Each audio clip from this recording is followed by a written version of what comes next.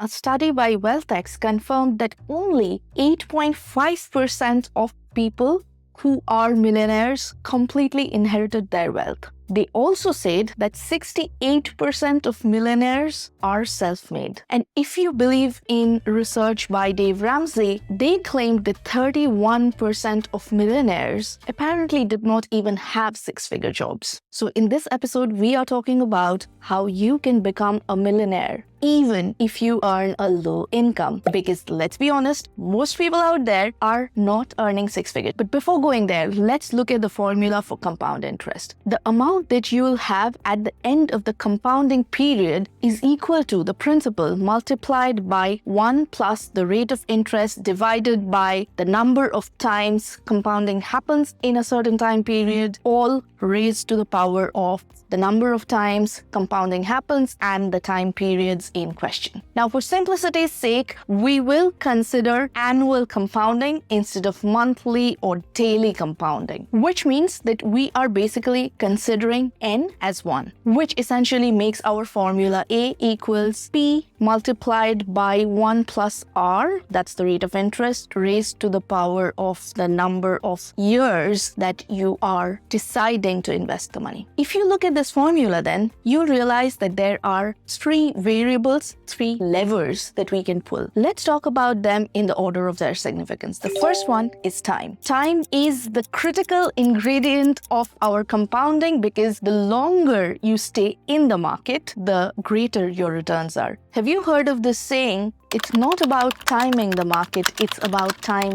in the market. For example, if you started with a 10K annual investment and invested $10,000 every year for the next 30 years at about a 7% interest, you will have $1,020,730. Now, instead of 30 years, if you added 5 more years, so your time period now is 35 years instead of 30 years, your final amount now becomes $1,489,134. That's almost $1.5 million just for another 5 additional years in the market. Like I have said in this previous episode before, time in the market is like a snowball gathering capital. As you gather more and more and more capital, through the years, your time almost acts like gravity. It is the one thing that accelerates your investment journey phenomenally,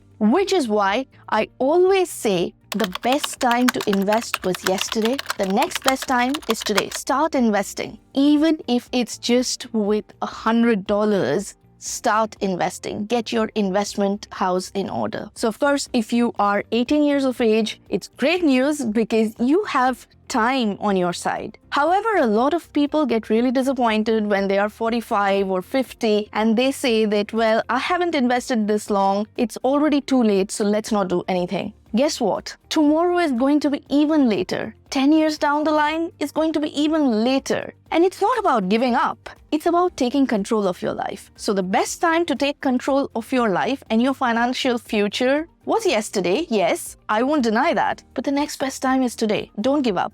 Start now. The next lever that we can pull, as you can see from the compound interest formula, is the principal amount. This is the amount of capital that you'll invest. Of course, the higher your capital, the higher your returns will be. And the higher your returns are in one period, the higher your returns will be in the next period. Consider this. Instead of investing the $10,000 per year at 7% interest, you invested $12,000 per year consistently for the next 30 years. At the end of 30 years, your final amount that will be paid out would be $1,567,000. If you decided to invest $12,000 for 35 years, your final amount is now $2,940,032. This is the magic of having the capital also work for you alongside the time. Just $2,000 more every year for the next 35 years actually makes your portfolio size double in amount. Now, I appreciate that a lot of younger viewers who are 18 or 25 or even 30 might say, I don't have that much money to invest, which is a fair enough argument. And this is what you want to consider doing. Invest how much ever you can, and then keep challenging yourself to invest a little more every passing year. So say, for example, you start investing $100 a month. Challenge yourself to invest 10% more the next year. So that'll be $110 a month. Next year, challenge yourself to invest a little more. Say maybe 2 to 3% more a year, and the following year invest a few more percentage points. And as you build the habit of investing and you keep on increasing the investment capital, you will see that the snowball is taking on more capital more easily. And bear in mind that at 18 or at 20 or at 25, you are at a position where your annual income is very likely going to increase over the years. As you earn more, you want to save more, you want to invest more. Because let's be honest, most of us will reach peak earnings at around 40 to 45. Beyond that point, our incomes might not decrease, but they will very likely not increase at the rate that they have increased in the past few years. For some people, absolutely it will. If you are on the trajectory to becoming CEO or COO of a huge company, then your income will probably still keep growing at a pace. But that's not for everyone. And let's pretend that we are average people with average lives and average salaries, because that was my promise in this episode. We are going to talk about low income. So you are very likely to reach peak income at around 40 to 45. But if you are 20 and if you have challenged yourselves to keep increasing the percentage of your income that you put aside to save and invest, and if you have continued increasing your income, then you will be in that lucky position of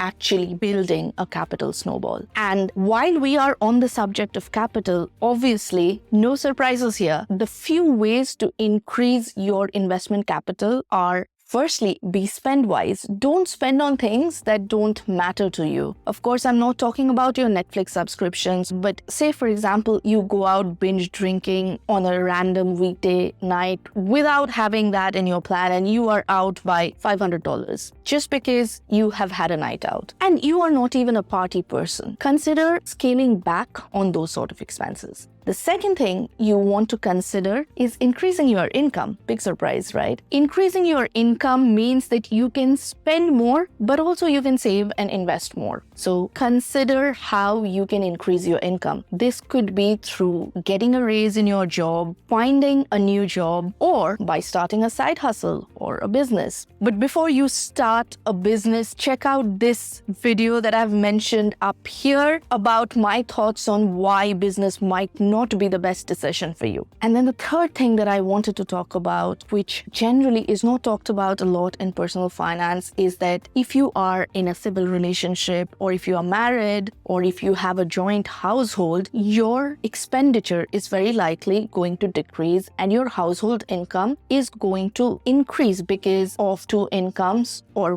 multiple incomes in that household, and the cost base for each of the parties in that household very likely decreases, which means that on the net, you have more money to spend, to save, and to invest. So while I'm not suggesting that you should go find a partner to improve your financial situation, I can't help but see the fact that actually a civil partnership helps your finances by a lot. Now let's talk about the third variable in the compound interest formula, the third lever, the rate of interest or the rate of return. Now, I'll be honest, this is something that you will very likely have a lot less control over. And I know a lot of finance bros out there will disagree, and they'll say you can invest in real estate, you can invest in alternative assets like wine casks and cryptocurrencies and so on. Look, I have invested and I have a tiny portion of my portfolio in in real estate, in crypto as well. However, for majority of the part, my portfolio remains in stocks and shares. And it's because of a very simple reason. Most of the world has a certain amount of trust in the stock market, and most of the financial regulators regulate the stock market. If you look at stock market returns of S&P 500 from 1926 to 2023, the stock market has gained about 10.17% per year. If you adjust for inflation, this is around the 7% every year, which is what we use to do all our calculations. So for me, no, not your current account or a savings cash account will give you a 7% return unless you are in a developing economy, in which case some economies actually have a very high interest rate that they'll give you even on cash savings accounts. But for most parts, you'll need to participate in the stock market to get that kind of return. I'm not against any other portfolio types, but I'm against not doing your research. And for most average people, we are not as savvy with finance to be doing holistic research into why a certain company's stock should go up or down. And even if you have done the research, there are so many things outside your control that could impact the price of that stock. Which is why diversification is a really wise idea. I talk about the S&P 500, but I myself realize these days that I'm perhaps a bit overexposed on S&P 500. There are other index funds out there, but the easiest way to probably think about this is go and invest in target retirement funds or in global index funds. Of course, none of this is financial advice. I'm not a financial advisor. If you need financial advice, please go speak to a regulated financial advisor. Having said that, what I would also caution you about is management fees, because management fees can eat up a ton from your hard-earned money. So a management fee of 1% over a course of 30-35 years can sometimes erode your portfolio by 25-28 percentage points. And that's not what you want to do. You want to look at funds that have low expense ratios. For example, I look at funds that have typically got less than 0.3% management fees.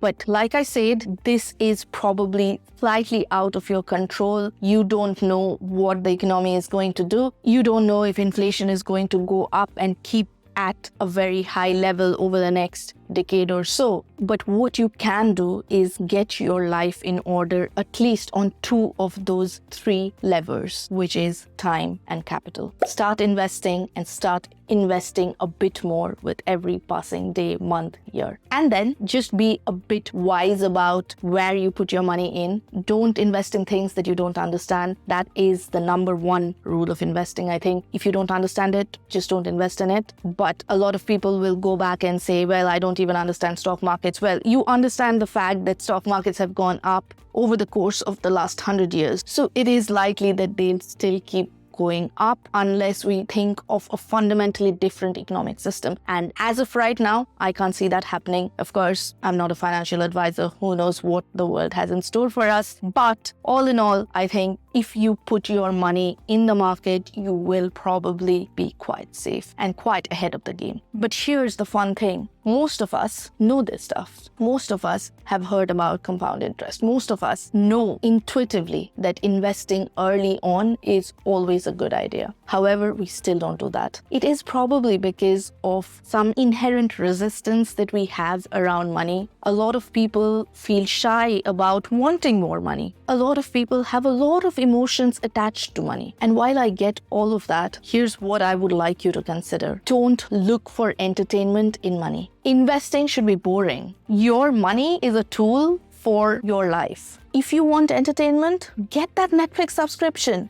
get YouTube Premium, get rid of those ads, but don't look for entertainment in money. If you want to do intraday trading and believe that that is your sure shot way to financial success, get $100 of fun money. That's exactly how I started with my crypto portfolio. I got a little amount of money that I did not mind losing, and I kept on revolving that money. Get the fun money, get yourself entertained that way. But for the rest and the most part of your portfolio, investing should be boring. You do not want your investment life to be exciting, because the last thing you want to be thinking about, especially in the case of an emergency, which is what I believe a lot of the money that we save is for. When we get older, when we have emergency situations, those are situations that you want to optimize for. And if your money is just volatile, it just is up by 100% one day and down by 200% the next day, those emergency situations will be difficult to cater to. And that is why I would suggest that investing